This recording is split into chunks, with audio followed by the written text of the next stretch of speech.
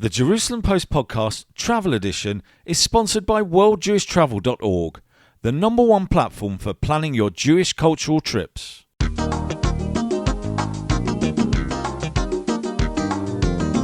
From the latest on Caribbean cruises to kosher safaris, pilgrimages to Jewish Eastern Europe, and award-winning wines and international cuisine in sun-drenched Tel Aviv. Sit back and enjoy the trip with the travel edition of the Jerusalem Post podcast. Mark. David. I think we're frauds. I know we are. I'm not getting into your business affairs. Oh. You know how in the intro, and we got rid of that guy with the deep American voice and now people are listening to me again, but in that little spiel that we do with the music playing in the background, we talk about Caribbean cruises. Oh, I would love to go on a Caribbean cruise. But it makes it sound like we've actually been to the Caribbean. So let's do a quick quiz. Mark, have you ever been to the Caribbean? It's a 50-50 answer here, but I'm going to go with no. David. Yes, Mark. Have you ever been to the Caribbean? Absolutely not, despite the desires. Do you know what we should do? Go to the Caribbean. This episode has been sponsored by Sesame Street. And brought to you by the letter C for Caribbean. But not just Caribbean. Also Cuba. Ooh, what else can we think of? How about Curacao? But not blue Curacao, because we know at least one person who's allergic to it. I had a very nice Curacao Cosmopolitan last time I was cruising. Isn't that a magazine? Oh, Cosmopolitan. I was trying to think of a magazine called Curacao. So, yeah, that's where we're going to be heading in today's pod. We're going for a bit of sunshine, calypso. Well, actually, I don't know if there is calypso.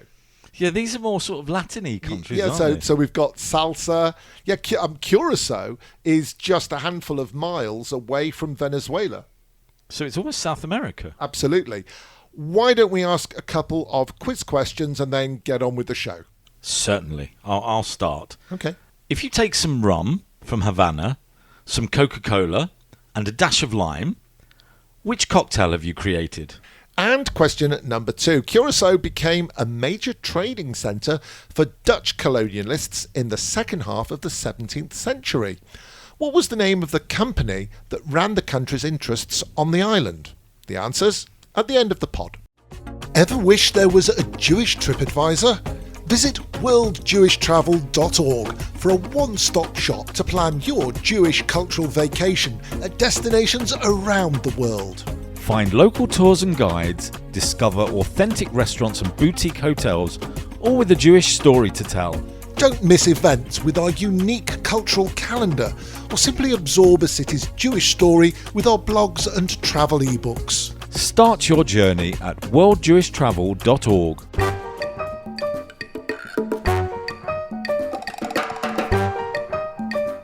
Should we do this alphabetically? I think that's a very good idea because, well, let people decide if they want Cuba or Curacao or both. I just want the cocktail. Yeah, go for it. Let's start with, let's see, CU. They're both CUB, Cuba. Okay, as opposed to H for Havana. Ah, good point. What's the capital of Curacao, Clever Clogs? I don't have a clue. I think, and I'm probably going to get this wrong. Google it. I think it's Williamstead. I think. That doesn't even sound remotely Caribbean. But it does sound Dutch. Oh, okay. Maybe it's Williamstad. Yeah, Williamstad, something like that. So, well, excuse me, you're actually correcting me when I might have got something right. And I don't even know the answer. Exactly, but you're still correcting me. That's very marked. We did a lot of that on my recent trip, and I didn't score very highly. That's Curacao, which we'll get to in a few minutes. So, who are we going to talk to find out a bit more about Cuba, both generally and Jewish Cuba? Did you know there's a kosher hotel in Cuba? B&B place, absolutely. I found that out because of the next guest. It's got a very Cuban name. We're speaking to Cindy White from Chateau Blanc. We'll let her explain a little bit about herself, and then we'll get into a conversation about Cuba.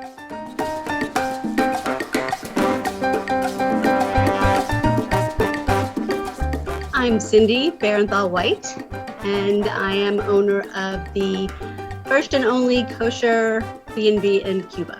I have this vision of Cuba from one or two programs that I watched. There was one called Auf Wiedersehen Pet, which was about British builders working out in Cuba to reconstruct the embassy. And Cuba was all classic cars, music, cigars.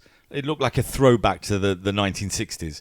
Does Cuba still look like that, especially Havana, or has it changed in recent years? No, it looks exactly like that. Just as you've seen on the movies and on TV, the old cars and the cigars and the rum, and Cubans are fun, wonderful people. So it's very alive. What are the general must-sees if we do go to Cuba? What are the top 3 or 4 things that you would put on every list? Well, Havana, there's a lot to see in Havana. Then I would go to the beaches in Varadero. It's one of the most beautiful places for white sand beaches.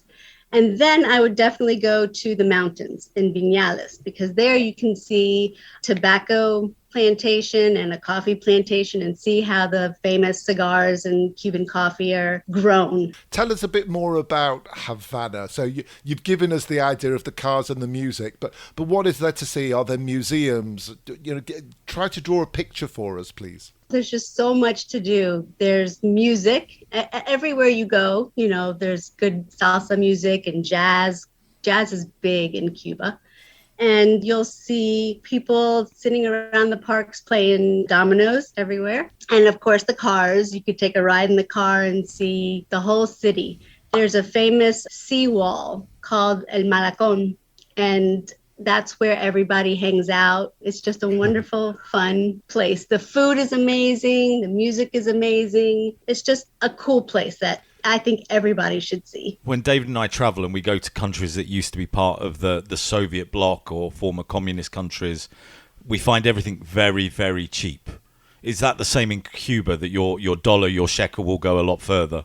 It is. It is. Food is very cheap. The most expensive thing is transportation, because the government owns all the transportation. Let's go Jewish for a bit. I read that it could be that the earliest Jewish people to arrive in Cuba came with Columbus in 1492. Can you shed some light on that? Yes, they absolutely did. So it was during the Inquisition, where the Jews were given the option of either converting or pretty much going to jail.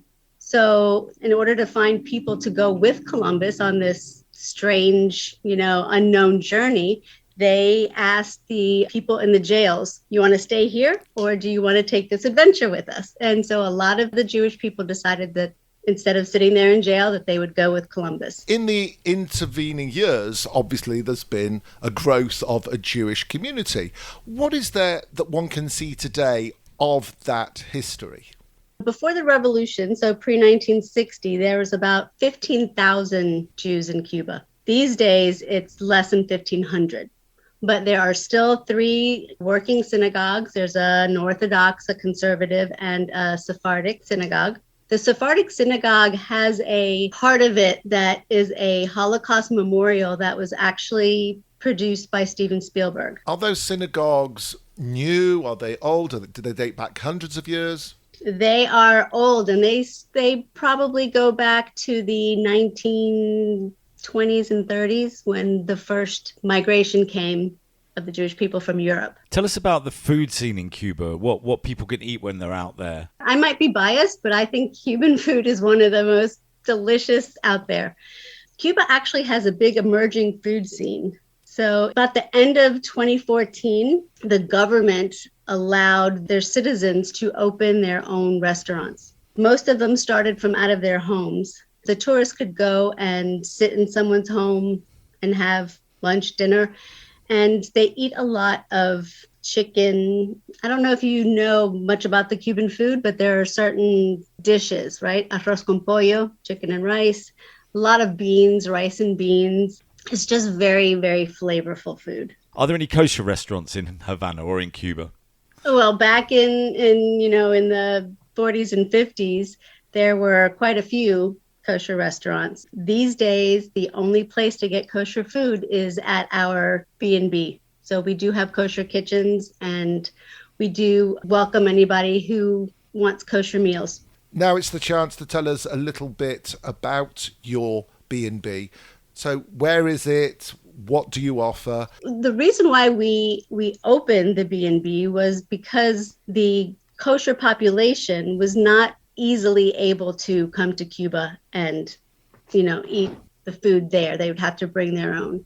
That's why we decided to open that up for the people to come and have kosher. We have been open since 2015, and we are in a suburb of Havana. We're 10 minutes away from the heart of Havana in a town called Nuevo Vedado. Are you near a synagogue or not? Not far. Is it walking for religious folks? It would be quite a walk. Okay. So for the religious folks who stay with us over Shabbat, we do have homes near the synagogues for them to spend the weekend there. If anybody wants to get hold of you or find out more details about the island and Jewish Cuba, how can they do so? We can go to our website, chateau-cuba.com, or you can email me directly at cindy@chateau-cuba.com. Cindy White, owner-operator of Chateau Blanc.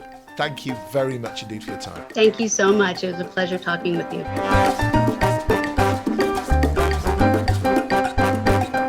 Cuba Fact File. Travelling to Cuba, contrary to what many people think, is perfectly legal. Flying from Israel, Europe or North America requires a special visa you can get from your travel agent or straight from the airline. To get to Cuba, you fly a very short 40 minutes through Miami with American or JetBlue and Southwest from Fort Lauderdale. The best way to get to any destination is by taxi. There are colourful classic cars everywhere used as taxis. Public transportation is not recommended. It is very unreliable and sometimes doesn't show up at all. The exchange rate of Cuba is the peso. Right now, $1 will get you 25 Cuban pesos. There are many amazing well-known restaurants in Havana, such as El Cocinero, La Guardia, and of course, Bodeguita del Medio, famous for being one of Ernest Hemingway's favourite places. Speaking of Hemingway, you can tour his home in Cuba and see everything exactly the way he left it. This is where he wrote The Old Man and the Sea and For Whom the Bell Tolls. For entertainment, you can listen to music from the Buena Vista Social Club, see a show at the world-famous Tropicana Cabaret Show, and FAC Fabrica d'Art, a place named by Time magazine a few years ago as one of the top 100 places to see. It's a nighttime destination with art installations, film, live music and dance.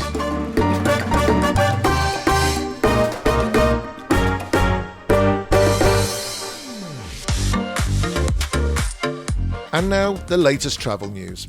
With Soccer's World Cup taking place in the Middle Eastern country Qatar in November, Jerusalem and Doha have reached agreement to allow flights over Israeli airspace. This despite the lack of official relations between the countries. They're also negotiating direct Israel to Qatar flights during the competition and the provision of kosher food for visiting fans. Israel will pump $80 million into tourism infrastructure as part of a bid to bring in 10 million annual tourists by 2030. Projects include new cycle paths, wine tourism, and tourism in the ultra-Orthodox sector. There are so many visitors to Italy's Amalfi Coast, the authorities have decided to impose an alternate number plate system. That means vehicles can only access the 22-mile stretch southwest of Naples every other day at peak times of the year. Delta have launched a new non-stop flight from Boston to Tel Aviv. It operates 3 times a week on Sunday, Tuesday and Thursday.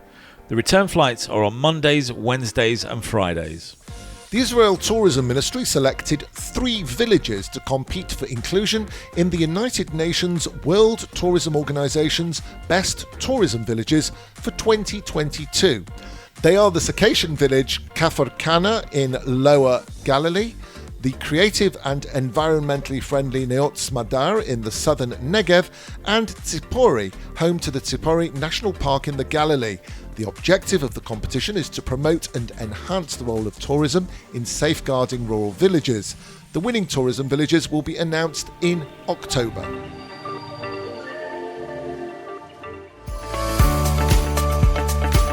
This is Mark Gordon from the Jerusalem Post Podcast Travel Edition.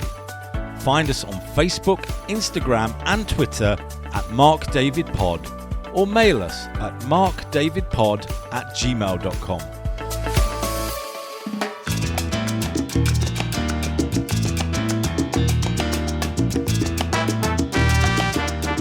I tell you, it's Wilhelmstadt. Isn't that what I said in the first place? I don't remember. It's such a long time ago. What we're doing now is heading to Curacao, and we're going to do that in the company of Jewish historian Ron Gomez Caceres.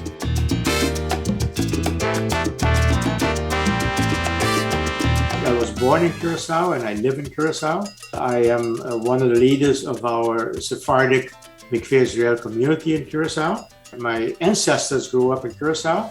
My father was actually born in Cuba. His father, who was Curaçaoan, went to Cuba during the period of the sugar boom in Cuba, had a small plantation, didn't go well when the Depression started, and they came back to Curacao. So my father was born in Cuba. When he was 9, he came to Curacao, and this is where he built his life up. My wife's American. We met each other while we were both in college. My 3 children, all 3 were born in Curacao. So we're Curaçaoan all the way. I think people can probably find Cuba on a map, but maybe fewer can find Curacao on a map. So where are you?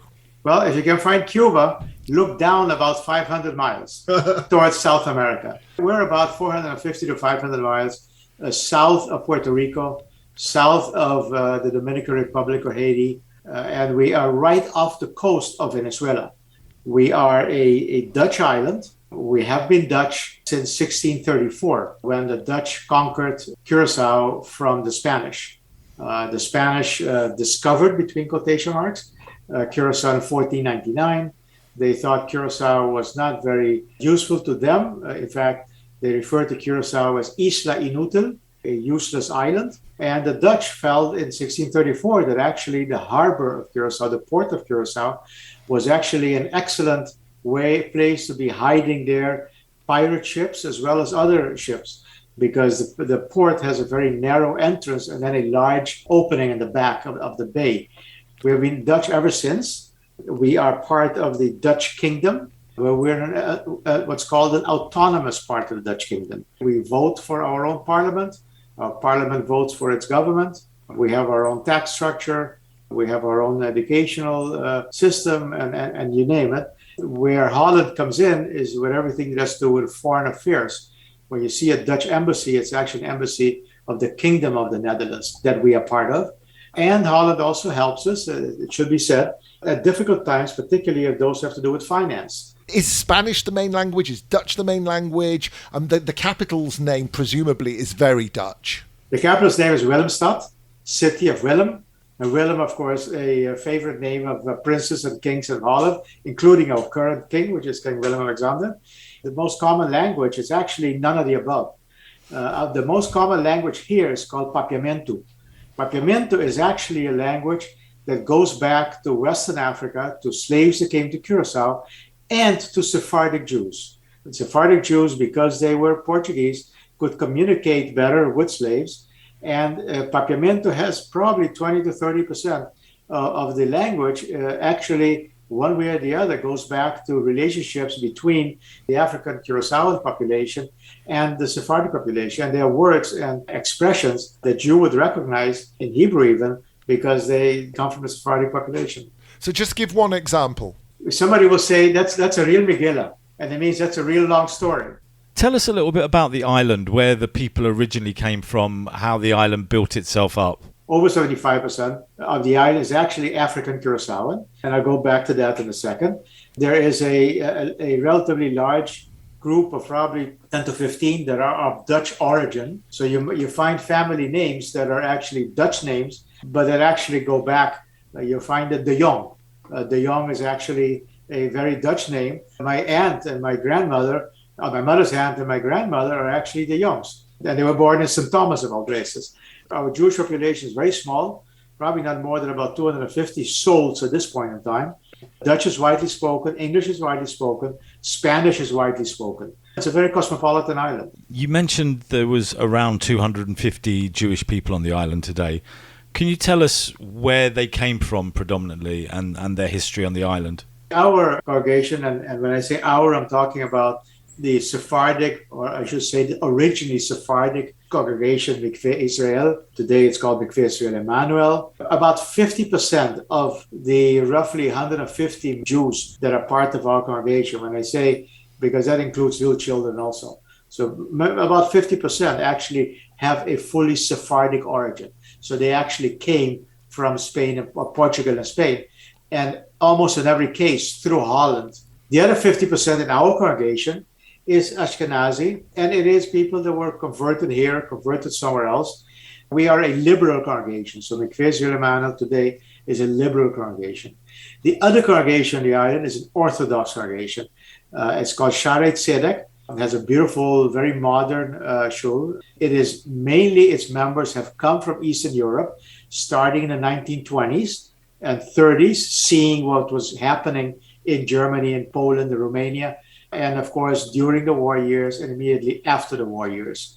They do have also a number of Sephardic members, mostly Northern Sephardic, Morocco, Syria, Iran, people that have come to Curacao that are their members because they're Orthodox. Your synagogue, I believe, is famed the world over.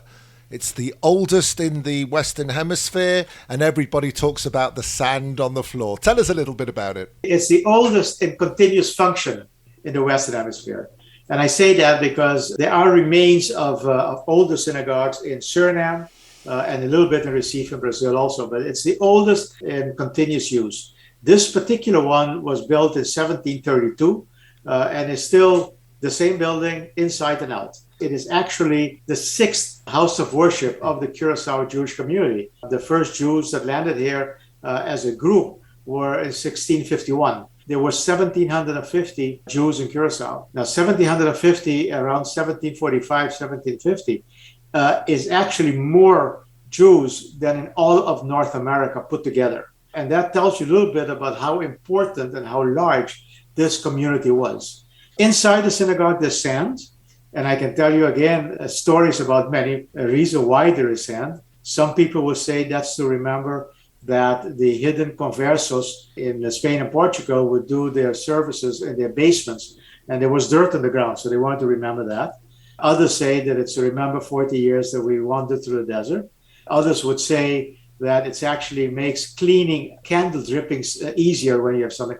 There's a beautiful biblical one to say that actually represents what God said to Abraham, that he will multiply Abraham's seeds as the kernels on the shore. I think personally, it is all very nice, romantic, sentimental, biblical stories. What is, I think, the fact, and you can actually find this also on the website of the Dutch synagogue, that in the 17th century in Holland, wooden floors were always covered with a thin sand layer. And the reason was so that when you walk in with dirty shoes, the sand takes the dirt away from your shoes and you don't dirty up a floor that later on has to be cleaned. There's 5 synagogues that have had sand in their floor. The Sephardic synagogue in Holland still does. Ours still does. The St. Thomas synagogue still does. Jamaica still does. And Suriname used to have. Those 5 all have something in common, and that's Dutch Sephardic history. So that makes a lot more sense than all these other stories that don't make too much sense. Is it possible to get kosher food in Curacao? Is there a kosher restaurant? No. The answer to that is no. It is not easy. There are no kosher restaurants. People that follow kashrut usually import their own food or are vegetarian or are stick only to fish. You will get vegetarian restaurants and fish just about in every restaurant in Curacao, a decent one for sure. I know one rabbi that came with a frying pan to be able to cook his own food. I don't want to use as an example, but I know people that actually come in with paper plates. I know others that I was with one day that said to the waiter, I want you to bring my food in aluminum foil. There's solutions for those that are follow kashrut, but there is no kosher restaurants, no. People want to know more, maybe about looking at the synagogue, finding out more. What's the best way for them to do so? The websites, Curacao Jews, attached to each other, not the words, .org, CuraçaoJews.org. That website would actually take you to a website of the synagogue specifically that includes details about services and details about the building itself and so on. It tells you about both cemeteries. The other way, if you want to just be a tourist, is the Curacao Tourist Bureau has a website, which is curacao.com, will tell you all the details you want to know about hotels, about restaurants, about tours you want to take, and what have you. Ron, it's been fascinating to spend time with you. I look forward one day to actually coming to Curacao Ron Gomez Caceres, thank you very much. Thank you for talking, and I look forward to seeing you guys here. You say thank you in Papiamento. Thank you very much. It's Masha Danki. Bitte. Masha danki to you too. Curacao Fact File. You can fly directly to Curacao International Airport from Miami with Aruba Airlines and American. JetBlue flies there from JFK and KLM from Amsterdam. Renting a car on the island is recommended. Rental prices start at $45. Watch out for some aggressive drivers though. There are two types of buses on the island, bus and convoy. Bus, or BUS, are 9 to 12 passenger vans which look a lot like taxis. Convoy are large metro-style buses which run infrequently between major points in Willemstad.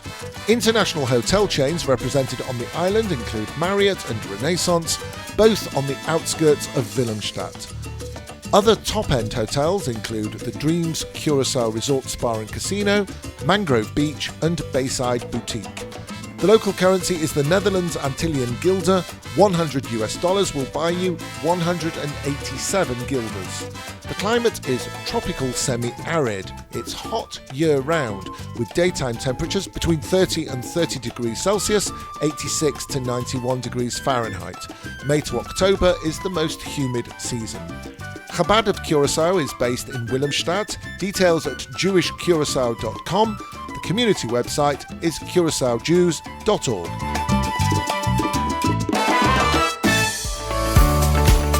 You're listening to the Jerusalem Post podcast travel edition.